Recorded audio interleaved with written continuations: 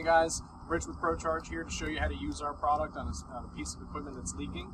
So I have here an R22 system, which means that I'm going to use my R22 ProCharge.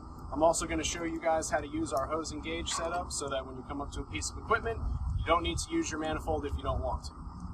So first things first, you're going to come up to the piece of equipment, you're going to diagnose it, and you're going to make sure that it's leaking and that it can accept the refrigerant charge you're about to give it, because this is refrigerant. So once you do that, you're going to go ahead and you're going to locate your suction side of the piece of equipment, which is right here. You're going to take our hose with gauge. The hose has two low loss fittings on both sides, so when you hook it up to the piece of equipment, it's not going to spray out from over here. You're not going to get overspray, right? So you're going to go ahead and hook it up right to your line with this. Okay, you'll know it's engaged when you see the needle jump up like that, showing that it's got pressure in the system. And then you're going to go ahead and you're going to uncap the can of ProCharge. You're going to connect the ProCharge to the other side of the hose. So this hose has a depressor on it that will not engage the Schrader until you actually push down on the button. So that's going to save you from any sort of overspray or anything like that happens. You're not going to get dye all over your clothes or anything, right?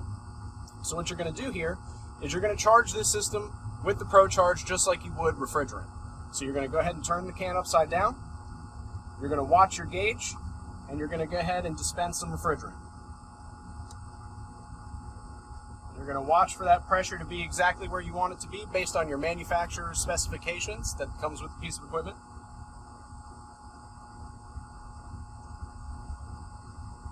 Okay, and so once it's at where you want it to be, you're going to go ahead and do the exact opposite of what you did to get started. You're going to go ahead and unthread the can first.